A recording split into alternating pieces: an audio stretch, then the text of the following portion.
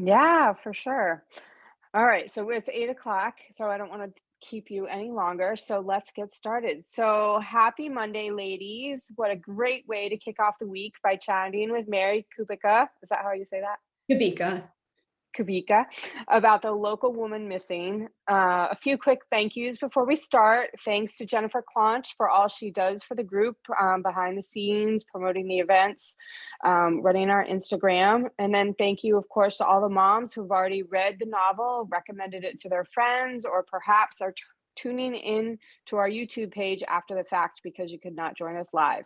Last but not least, thank you, of course, to you, Mary, for taking time out of your busy schedule to chat with the Peloton Moms Book Club. So, just so everybody knows, Mary is a New York Times and USA Today bestselling author of 7 suspense novels, including The Good Girl, Pretty Baby, Don't You Cry, and of course, the book we'll be discussing tonight, Local Woman Missing. I have it right here. She is a former high school history teacher and holds a BA degree from Miami University in Ohio, in history and American literature. So, Mary, we always like to kind of start our chats learning a little bit about your path that led you to becoming a writer. Could you share a little of your personal story with us today as you transition from being a history teacher to a best-selling author? Yeah, absolutely. Well, and first of all, thank you so much for having me here. I'm so excited to be here chatting with all of you about local and missing. So I just, I was one of those kids that loved to write. I think I discovered writing sometime like around middle school. I can't remember exactly how old I was, but I had always been a huge reader. And then at some point, in my early years, I transitioned into writing. And it was one of those things that once I started writing, I was always writing something, but I was always really like shy about my writing. It was something that I did for myself and that I was reluctant to share with anybody. I think back on it now as it was really like a journal of sorts, and I was living vicariously through these characters and working out, whatever was going on in my life through these characters. But I just always had some story going on all the time. But because I was a little bit more shy about my writing, I never thought that this was something I'd ever want to pursue professionally. It was just one of those things that I did in the afternoons after school. And, but I always knew that professionally I wanted to be a teacher. So studied to be a teacher. After college, I taught high school history in the suburbs of Chicago. And then we lived out in Omaha for a couple of years. So I taught in the Omaha public schools. But the whole time, again, I was always writing, always had some story going on. And then back in 2005, we were living out in Omaha at the time. My daughter was born, and I decided to leave my teaching career, what I thought was temporarily, to, start my family. And it was then that I was home with my daughter, who was like days old when I got the idea for The Good Girl, and which is my first published novel. And when I started it, it was really like so many things that I had written before. I didn't know that this was going to be the one, but shortly into writing it, I just felt this connection to the story and the characters. And I was so consumed by this book. I had an infant at home, and when she was napping or if she was just totally content, I just couldn't wait to get on the computer and write a little bit of this book. And, I found that I was just thinking and dreaming about these characters and the story all the time. And I wanted more than anything to finish this book. So I have a son who's 2 years younger than my daughter. So soon I had 2 little kids at home, and finding any time to work on this book was really, really difficult to get the 2 of them to like nap at the same time. So I could get a little bit of writing done. But over the next 5 years, I finished a draft of this book. And I thought, what now? It was the first thing that I actually felt compelled to try and see if I could get published. And I, because I hadn't studied creative writing, I didn't know anybody in the publishing industry. I had no author friends. I didn't know an author. I had never belonged to a writing group because of kind of how like personal my writing always had been for me and how reluctant I was to share. So I had no idea what to do with this manuscript I'd written. So, I did some research and, figured out that the first thing I needed to do was get a literary agent. And so I got my hands on this book called The Writer's Market. If there are aspiring writers or writers out there, you're probably familiar with it. And I went through with a highlighter and I highlighted like every single literary agent that represented, something in the realm of what I thought I had written. And I wrote a book query letter. publisher. And I should say that when I wrote The Good Girl, I wrote it totally in secrecy. Nobody knew that I was writing it. I wouldn't let anybody read it. So nobody proofread that book before I just started sending it off to all these agents. And I'm talking like 75 plus agents that I sent it out to. And like right away, the rejections started coming back in. And, you know, I think that I wasn't surprised. I think, you know, like I had always been a little leery. I didn't know like how good my writing was, if it was publishable. So the rejections started coming in. There were a couple agents, ultimately 3, that asked to read the whole manuscript. But in the end, every single agent that I sent The Good Girl to turned it down. And so I thought, you know, this book is never going to be published. And I moved on. I, you know, started writing something new. I don't remember what it is, or I don't know where it is, because I, you know, just at that point in my life, I felt like The Good Girl was like the best I could have done. So 2 years actually passed after that final rejection, and totally out of the blue one day, these agents that had previously rejected it reached back out to me and asked if it was available, if I had sold the manuscript, if I was being represented. And it just so happened that this woman was, when she read The Good Girl for the first time 2 years prior to that, she was brand new to this literary agency, right out of college. She had been going through the slush pile and came across The Good Girl, took it home and read it and fell in love with it. You know, she tells me later how she woke her husband up in the middle of the night to tell him how excited she was about this book. But she couldn't get the rest of her team on board. And she was working as an assistant agent, so she didn't have the power to take on clients herself. So she had to pass on it. Well, then within those next 2 years, she was promoted from an assistant to an actual literary agent. And so she was in a position to represent her own clients. And she reached back out to me. And, you know, so it was amazing. You know, in retrospect, it was hard to go through, you know, years of rejection and not knowing if I'd ever find a home for that book, to having this woman remember the book for 2 whole years and reach back out to me. So she and I worked together for a couple months, cleaned the manuscript up. And then this was back in 2012. By the end of that year, she was submitting it to publishers. That's amazing. That is, we have a lot of aspiring authors or writers, I think, in the moms group, and we often ask that, you know, question of like, how did you even have the time to do it, and you know, how did you find a publisher? And you know, it's kind of been a fascinating story to hear the different paths that all of our authors have taken this year. We just recently chatted with Colleen Hoover, and she self-publishes, but then also now has 3 publishers, and that was kind of crazy, right? Like how do you manage all of that? So it's just so interesting to see everybody's different path, you know, how everybody gets to where they are. So so how did you, you know, you said you didn't really have the confidence and all of that, but how did you choose to focus on suspense? You know, where does that kind of derive from? You know, so it sort of happened by accident, but looking back on it, I feel like suspense is what I always gravitate towards when I'm reading a book or watching TV or going to see a movie. You know, that is definitely what interests me. But before The Good Girl, everything that I wrote, you know, I would say was more like women's fiction. It didn't have those twisty elements to it. And when I started The Good Girl, I thought it was going to be the same. I'm not someone who outlines when I write. So, you know, I really don't have any idea how the books are going to evolve as I'm writing. So with The Good Girl, you know, I just started writing this love story I thought it was going to be. And then, you know, little by little, I would dream up, you know, little twists and, you know, things like that. And I kind of had, you know, a bit of an unreliable narrator. And I started to work in some of those elements that we come to know and love in suspense books. And, you know, little by little, I created the suspense story. So I usually say that it was like the genre found me versus the other way around. But, you know, as soon as I wrote it, and I loved, you know, thinking up that big twist and slipping in those red herrings and kind of leaving that breadcrumb trail for the reader. And I fell in love with all of those elements of suspense as I was writing The Good Girl. So I knew that I had definitely found, you know, the right genre for me. So before we dive into the book, maybe give us your brief synopsis of the book. And then we'll... So normally we try not to have spoilers, but I'm Okay. not sure we're going to make it through this chat without some spoilers. So It's always so hard. I feel like with the genre, it's always like, can I say that?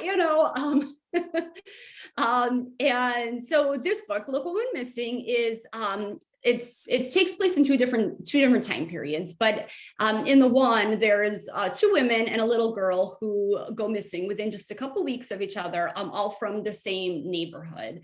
And there's an investigation into their disappearances. Everybody wants to know, are these disappearances connected, or are these like totally isolated incidences? And the police uncover some clues, but ultimately these cases go cold until 11 years later, when this little girl, who was 6, she's now 17, she suddenly returns and kind of reopens the investigation, and everybody wants to know where she's been all this time and where are the others. Okay, that's actually perfect. It's a perfect synopsis. My parents were like, "What's the book about?" And I'm like, it's amazing, but I don't even know where to start. So let's start with, so when you sat down to write The Local Woman Missing, did you outline it? Did you know where you were trying to get to at the end? So I did Let's not talk about that.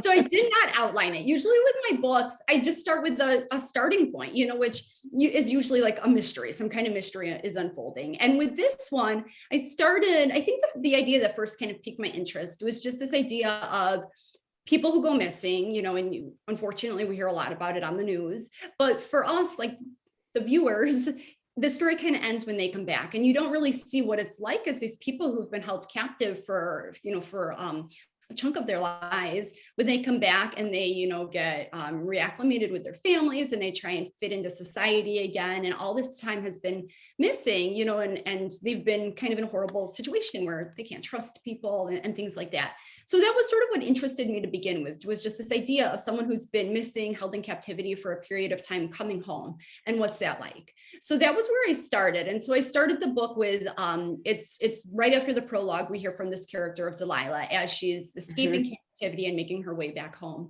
And so that was kind of all I had when I started the book. And usually the next question that I asked myself, I didn't yet know like what the bigger mystery was going to be. I didn't know why she was missing. I didn't know who had her. I didn't know any of those things.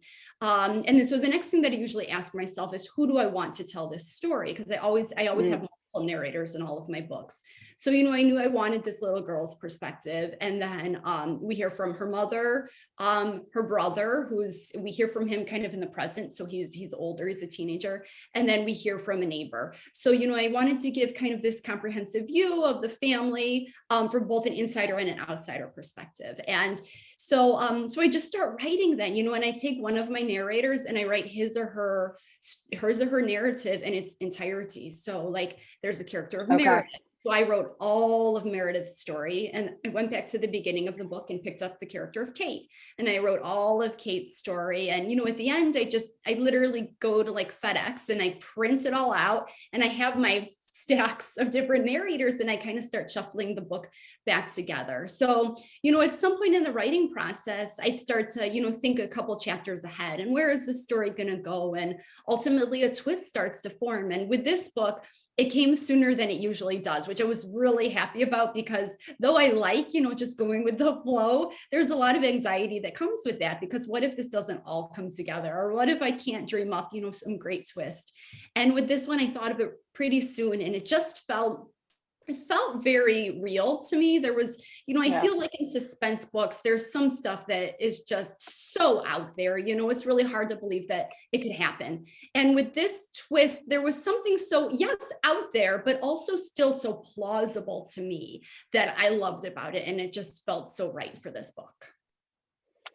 Yeah, I think that I think for me, that's what I absolutely loved about this book. I didn't at any point feel like I was reading something where I was like, okay, that couldn't happen. That would never happen, And I think also for me, what I loved is you were so your use of the language, and you're so descriptive. And there were scenes like when she was walking through Meredith is walking through the garage, after a birth, to get to her car. And like, I'm like, I'm like, okay, I'm walking, felt like I was walking right through the garage with her and could totally relate to like how she felt and how scared she was. So you do a Yeah. fantastic job of kind of building that suspense and that, fear, if you will. Thank you. Um, so, um, as I kind of just said, your scenes are really intense, and I think you really have a unique ability in that. In that, so you started the book kind of almost backwards in that you led with the detailed escape of Delilah from her captors.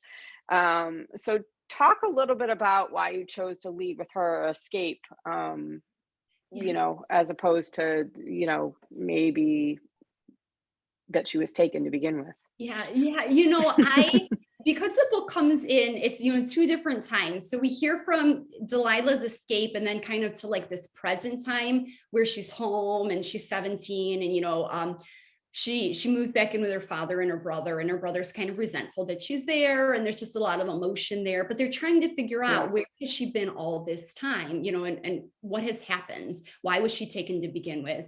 But that story kind of overlaps, chapters go back and forth between what happens 11 years prior. So 11 years prior, we're actually hearing from Delilah's mother, Meredith, who also is one of the missing people. And, she's working and there's kind of some strange things starting to happen. She's a doula and she has a client who she's not so sure about. And she's definitely not so sure about the client's husband. And, there's a weird encounter with an obstetrician, and there's just all sorts of mystery building up there. So, these stories go back and forth. So we're both in the present and the past, kind of weaving together what happens when Delilah returns, but also what happens to make all these disappearances happen.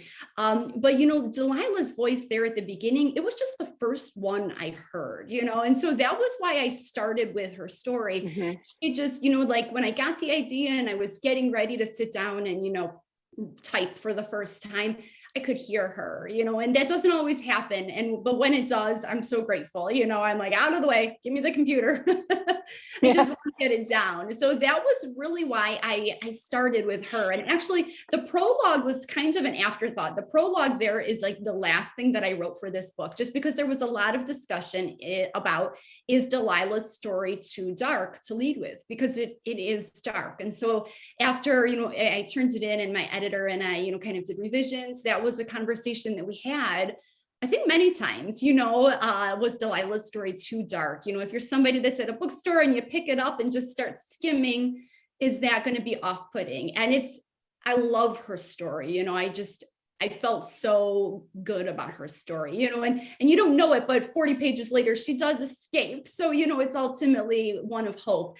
But to start with this story, I could see where it would be, it could, deter some readers. So instead I added this prologue, which was like one of the last decisions I made. And it's more suspenseful, it kind of alludes more to the overall, theme of the book, Hmm. I think, and what we hear from Delilah in those opening pages. Yeah, that makes sense. So, Jill, she had asked this question in advance and she just asked again, but yeah, I think she wanted to hear, and I can see where she says, or I can agree with this. She wanted to hear more from Delilah over the years, like during her captivity. So almost have her be one of, the narrators, if you will, as well. Did you ever give any thought to that, or did you not really want it to be about the captivity? I did give thought to it, and I have heard from a lot of readers that they wanted more of Delilah. I thought about it, and then I think my biggest concern was that if we hear from Delilah, Delilah has some secrets too, and if we hear from Delilah, then Delilah has to, I think that we get a different look inside her head, and it might call into question some other things that are revealed throughout the book. So for Hmm. that reason, I did kind of shy away from actually hearing from Delilah other than those opening scenes, or scene, really, it's one big chapter, but I did consider it. And I know that, she was the voice of all of them that just spoke to me the loudest. So I feel like I would have really enjoyed writing more of her, but I worried from like a twist standpoint that if we heard more from her, that it might ruin things. Yeah, yeah. Well, it would take the twist out almost, maybe. Yeah. Okay, so we kind of touched upon this, but much of the story is told from Meredith's point of view. Did you want the readers to like Meredith? um, Likable characters are such a interesting thing. I like almost all my characters that I write. I don't know if it's just like the time that I spend with them, or like, there's so much of their story that goes on in my head that doesn't make it to the page. So I feel like I have such a connection with my characters. But then I think it's the number one thing my editor always comments on is that, some of my characters tend to be less likable. So I think I did. I think I wanted readers to kind of empathize with her a little bit, just I feel like Meredith is the kind of person that like really wants to be a good mother, but she struggles, and she's got a lot going on in her life. She's a busy woman working as a doula. She works as a yoga teacher. She's got, a couple kids. They're both pretty young. And, and then this like big mystery starts to happen, and she starts to, really feel threatened in a number of different ways. So I think that she's somebody that she's trying her best. So I can see where she could be off-putting to readers for sure, but I feel like she's trying to. So I don't know, I don't really know. I feel like readers maybe are split on how they feel about her. That's good. So she's a doula, as you already mentioned, but do you have experience with doulas? Did you do some research? I know your mom, so obviously you've given birth, but and why the role of a doula? Was that an intentional choice? I actually have two good friends and a sister who are all doulas, so I am familiar with the lifestyle. And it was intentional, but also by accident that when I decided to make her a doula, I had no idea that it was going to become such a big part of this story. I decided to make her a doula early on in the book because she's, her husband can't find her, and he's worried, but I don't think he like full on escalates his worry, right away. And I wanted to have kind of a reasonable excuse why he's not totally panicked the minute he can't find his wife. And so, the doulas that I know, childbirth happens at all times of the day or night, and they kind of have to rush off. And then, if a woman's in labor, they're not going to be answering their phone and texts and things like that. So they're going to be just unavailable. And so I decided to make her a doula just kind of to have an excuse why Josh didn't totally freak out when he realized he couldn't get in touch with her. And so I thought that was going to be it. She's a doula, and moving on. And then little by little, as I started to kind of create Meredith's story, and she has this client who, Meredith's not so sure that there's not, kind of a marital conflict, maybe some abuse going on there. And then, there's this situation with this obstetrician, and, things just kind of start to escalate. And so the more that I realized, okay, Meredith's job is going to be really important, and then I did do more research and, spoke to the people that I know who are doulas, and really kind of got just a bigger sense of kind of what happens and some things that might happen during childbirth that we're not all aware of. And so there were a lot of really eye-opening things that kind of came out of my research there. So I loved including them just because I feel like it's timely, and important information. And I felt like it just enhanced the story that much more, and just kind of, Meredith's story and Meredith's character. Yeah. And I think it kind of, for me, she didn't have to work, right? You made that kind of clear that, Josh was successful in his own right. And, quite frankly, he didn't really want her to work. But I think, I loved the point that you made that she wanted to work for herself, right? For her, she wasn't content to just kind of be a mom, and, she, for her well-being, she needed work. So I love that piece about her and kind of her independence. And, it was a huge sacrifice, right? I mean, it's not an easy job, like getting that text in the middle of the night that you've got to go deliver, help deliver a baby. So yeah, it was really interesting kind of selfless profession, I guess, that you gave her. And so, yeah. Male doctor, OBGYN. Yeah, he's not a likable character. He is not. I did not want anybody to like him. Yeah, which is a perfect segue, because then another big piece of the story is told by the neighbor, Kate, and her perspective. And talk about taking one for the team, going to see the doctor. That scene made me cringe. I was like, oh, God. It made me cringe Okay. writing it. Yeah. I was like, okay, this is investigation to its fulfillment. But so yeah, cold sweats. Someone just said, Brandy, yeah, cold sweats for sure. I'm gonna rethink. I think I have my annual exam coming up. I'm gonna be like,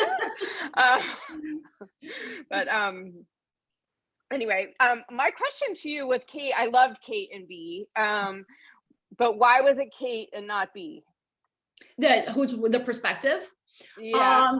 Well, I don't know, actually. And that was another thing, I knew that I wanted a neighbor to tell the story. And just because for a number of reasons, but for one, I like that you get this view of, Meredith and Josh and the whole family from somebody who's not in the house, that can be part of this investigation and the disappearance without being right there with them. But again, there's things that I didn't want B to be revealing to a reader. So again, like same with Delilah, there are reasons that I didn't want her to be a narrator. And Kate's, again, like I didn't know how who they were going to totally be. And what, I didn't know these characters yet when I decided that Kate was going to tell this story. It's more a process of like writing the story and getting to know Kate and getting to know B.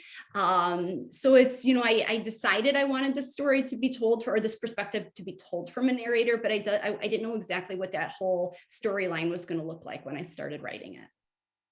Yeah. Yeah.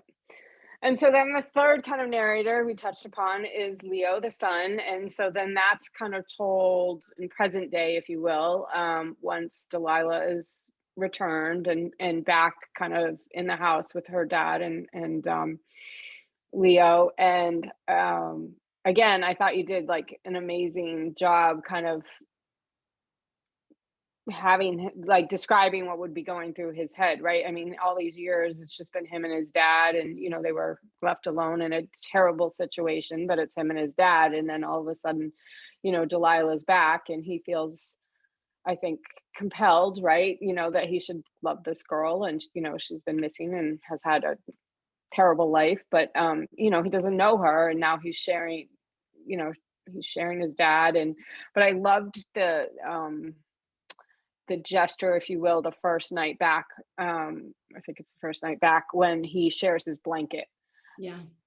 And I was like, oh, I was like, I just loved that, and that was like her one thing that, she kind of clung to, if you will, because then when she had to go to the doctor, she took it with him, right? Yeah. Or with her. Yeah.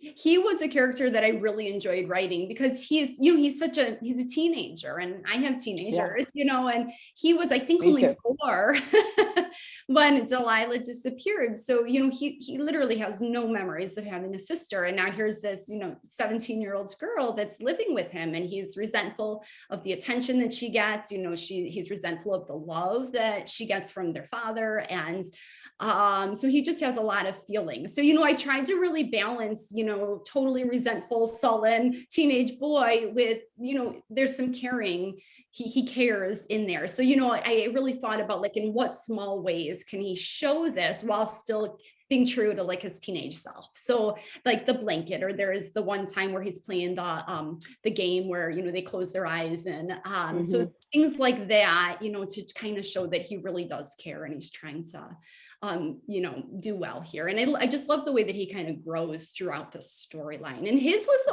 it's written in second person. And I've never done that before, but it was fun. He kind of tells this whole story like he's speaking to Delilah. And I liked doing that. I never tried that before, but I always, because I usually do first person perspectives, I feel like I run the risk of them all sounding the same at the end of the day. So I wanted something that was really unique to Leo's storyline. And so that was why I chose that.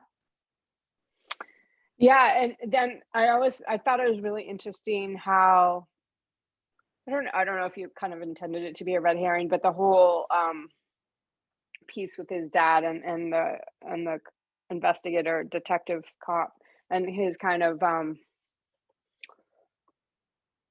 I don't know if you would call it blatant jealousy, but I mean, I guess it was jealousy, right? Because he, deep down knew something had happened, but was he jealous for his mom? He Yeah. didn't really know, like, I but I thought that was like really interesting and a whole nother little subplot that you wove in there that was, compelling. The scene where he's sitting at the top of the stairs, I really loved.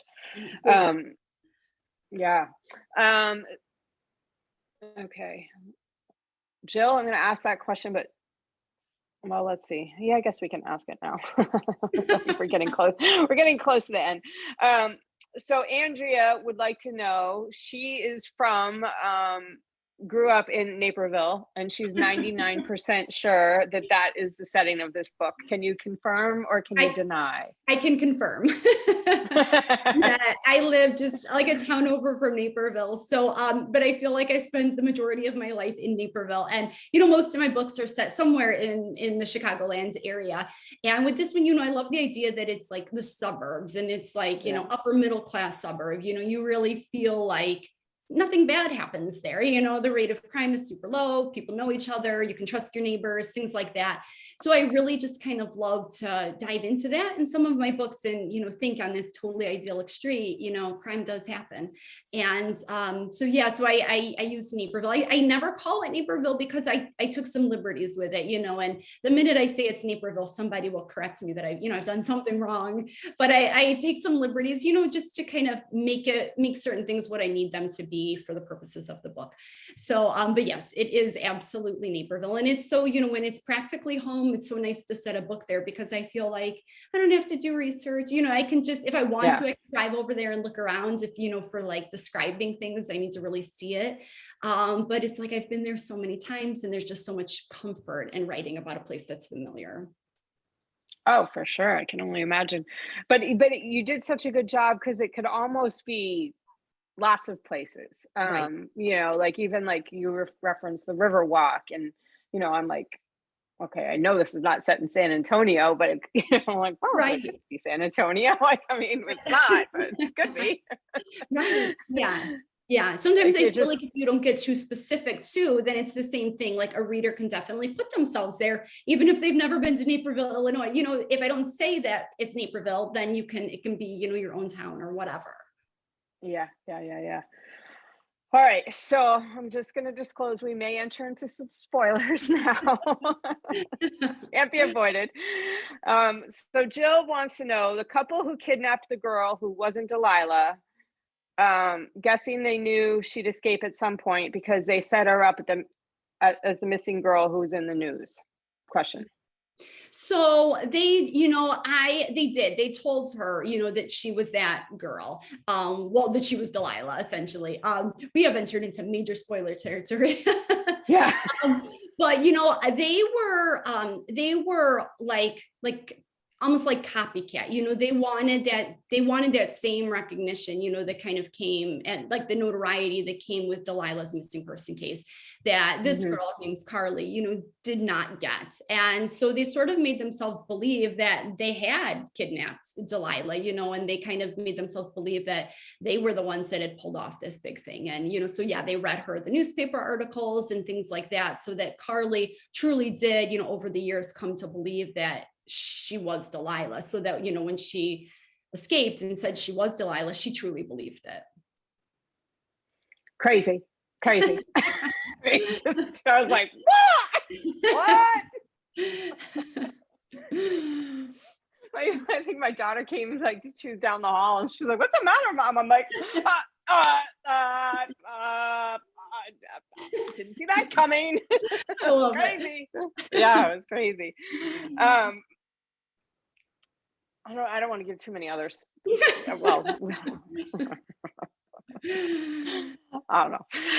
It was awesome. And I have to say that I think that has been the resounding kind of comment throughout the club, and people recommending it. Like, I know my friend Diane is on here tonight, and she had read it ahead of me, and she's like, I read that book like in a day. I couldn't put it down. I had to like go make dinner, and I was like, couldn't wait to get back to it. And I was like, oh my God, I can't wait. And so then she's like, where are you? And I'm like, I'm here. And she's like, oh.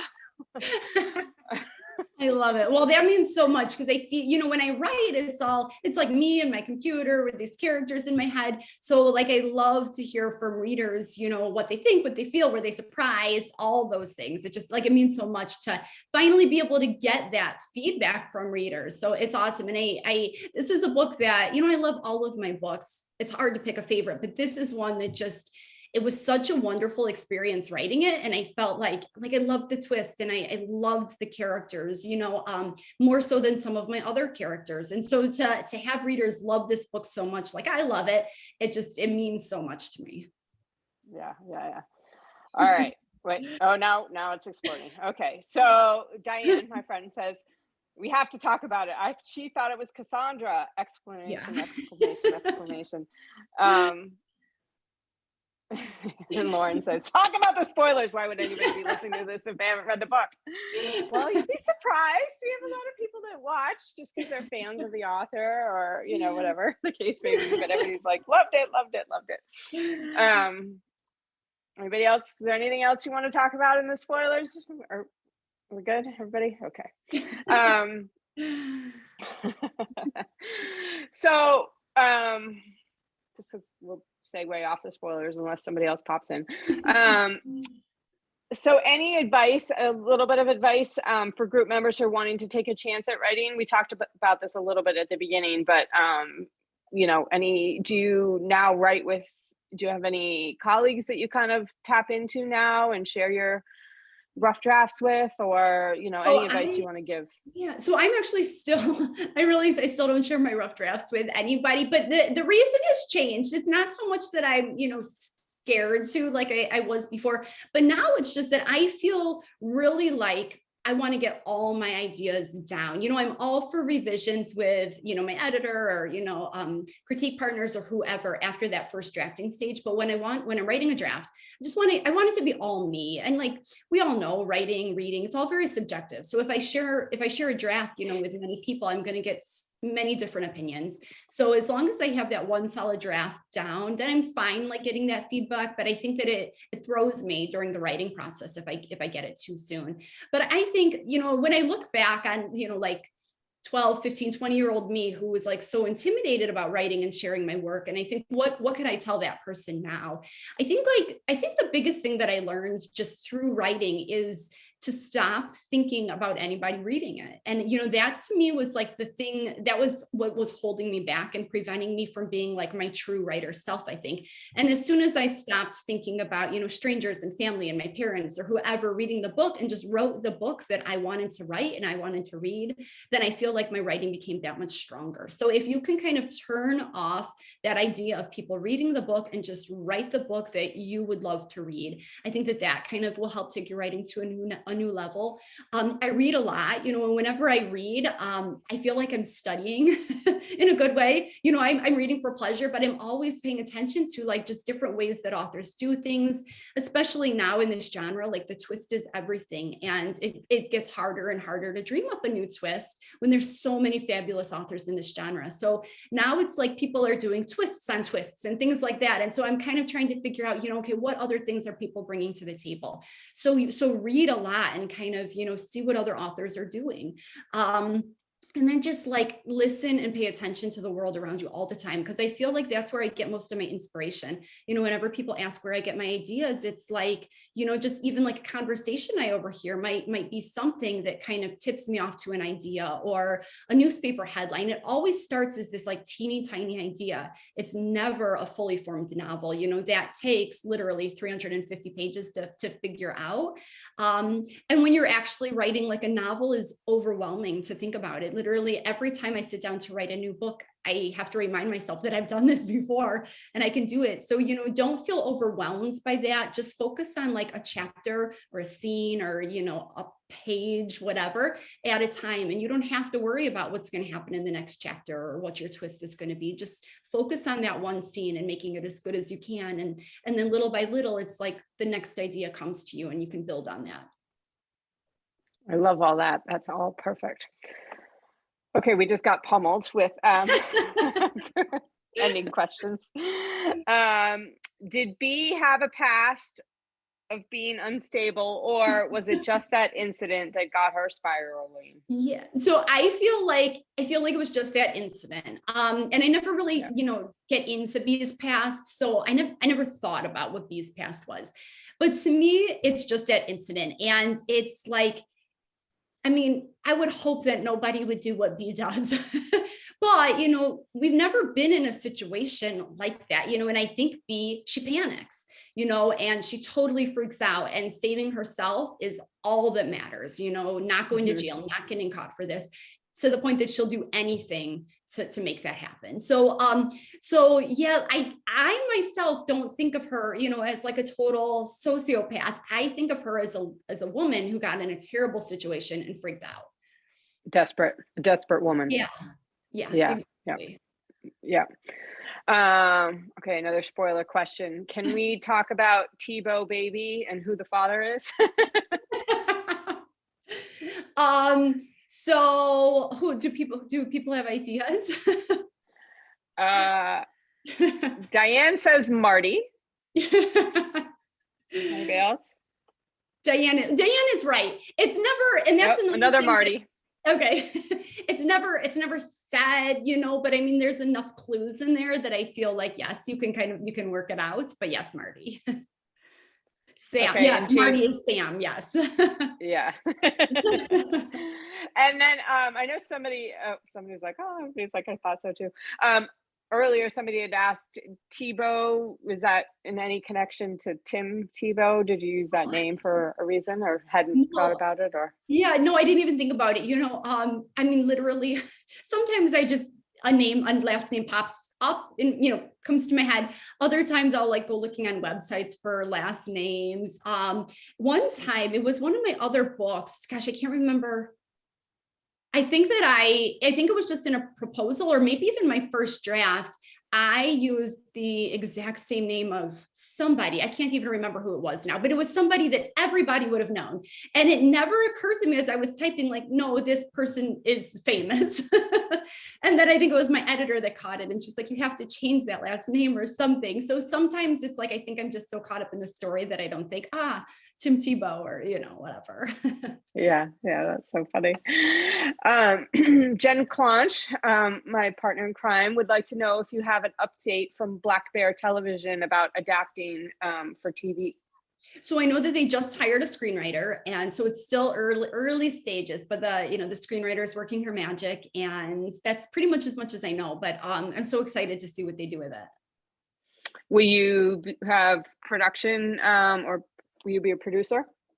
So not with this one. And I don't know anything really about how Hollywood works, so I feel sometimes like it's so personal to me that I think it's better for like me to work on my next book and, them to work their magic with this. But like I said, I'm so excited to see who they cast. I have no idea. I don't even know. People will ask, well, who would be your dream cast? And I don't know. Like I've never really thought about that, but I can't wait to see it. I mean, I think that it'll make such a great series, and I think it'll be awesome. Yeah. Well, congratulations. Thank you. Yes. Speaking of the next book, come on, Clonch, I got you covered. It seems crazy because I feel like we're just in the midst of all your success with Local Woman Missing. But can we talk about what's up next for you? Yes, so I'm working on my next draft. I don't have anything to share about it, just because I feel like it's still in that stage that it could go in different directions, but I am trying so hard to get a draft turned in before the holidays. So I've never done NaNoWriMo before, this November National Novel Writing Month, but I'm actually using it to try and like make a lot of progress on this manuscript. And so far it's been a great incentive. I struggled a little bit, over the last year and a half to write, just with COVID, and my kids were home most of last school year. My husband still works mostly from home. So just to kind of get that like quiet house where I can totally lose myself in manuscript. So it's been a little bit of a struggle, but things are finally getting back to more of normal. And I feel like I've been able to make some great progress. So I'm really excited about this next manuscript. Hope to have it in soon-ish. And then maybe late 2022, early 2023, it would be out. Okay. And we're running long. I'm sorry. Thank you so Okay. much. There's so many questions, and this has been absolutely delightful. But I have to ask, I didn't even ask at the beginning, did you write this novel during the pandemic? No, so I lucked out. I turned it Okay. in January of 2020. Okay. And so I did some revisions during the pandemic, but revisions are just, it's like a whole different mindset. Yeah. Once that draft is done and you're just kind of cleaning it up, that was pretty easy to do. It was like when it came time to be really creative and start a new draft that I thought, oh, this is going to be really hard with constant interruptions and all that. Yeah, it's that's been an interesting question to ask this year too. Some people really kind of dove into it and it was an escape for them to write, and then other people really said that they struggled with, focus and, all the distractions of having everybody at home, or, just, the worry and the fret and just not being able to Right. focus on their Right. craft. So, Yeah, well, and yeah, that was the it's mistake so many times I made. I'd wake up and I'm an early morning writer, so I'd wake up and check Twitter or whatever, and all the bad news would kind of hit me, and that too would just sap the creative energy. yeah, yeah, yeah, yeah. Okay, I feel like our viewers are like reading my mind because Diane, you just asked my next question, literally. So, if this was the first novel that someone had read of yours, what would you recommend that they read next of yours? Yeah, so I would say either The Other Misses or The Good Girl. I feel like Yeah, between Local and Missing, The Other Misses, and The Good Girl, I think are most readers' favorites. And then I would say probably Pretty Baby after that. Pretty Baby is one to readers. Yeah, I think most readers really like it, and I feel like it was the one that got like the most critical acclaim. It's really, I feel like that book's really special to me. That was another one that I just loved writing so much. So I would say those would be like my top four to start with: Local and Missing, The Other Misses, The Good Girl, or Pretty Baby. okay, awesome. Well, we will share those. Um, we will share those. Okay, so we always like to end our chats by asking what you're currently reading and recommending right now. And you kind of have already mentioned that you spend a lot of time reading to help with your craft. So I guess my third question to that would be, who are your favorite kind of suspense writers? Yeah, absolutely. So this Alice Feeney's Rock, Paper, Scissors is like my favorite book that I've read this year. It's been a good month or so since I finished reading it, but this book blew me away. I love Alice's work, but I think this is her fourth novel. I want to say this was my favorite. So I would recommend any of her books, but if you haven't read this one, I would definitely start with this one. And it's a husband and wife. Their marriage is going through a rocky patch. And so they win this trip at this remote Scottish chapel for the weekend. And, they're kind of hoping that it might bring them back together. But they get up there and there's this blizzard and they're like snowed in, and then really strange things start happening. But it's kind of woven into this secondary past story, and it's just genius. When the book started, I had no idea where it was going to go, and I'm so guilty of always trying to solve, figure out the twist and solve the mystery early on. And for the first 100 or so pages, more than that, I had no idea where exactly the story was going to go. And the twist just like blew me away. And just the way, it's not just like one twist, but it's just the way that all these characters in the story kind of come together. And it was just really ingenious. So I highly, highly recommend this one. Some of my other favorites, S.J. Watson's Before I Go to Sleep is one of my favorites. Alex Michaelides, The Silent Patient, that was one. I listened to that one. I do a lot of audiobooks too. And the minute I finished the audiobook, I was like, I had to go and buy the physical copy because I wanted to like study that book and to figure out how he managed to shock me so much. And Mm-hmm. so that's another one that I love. Wendy Walker's another one of my favorite authors. She just her characters are so brilliant, and she gets really deep into the psychology of the story and the characters. And so that's something that I really appreciate. So those would be some of my favorites. Awesome.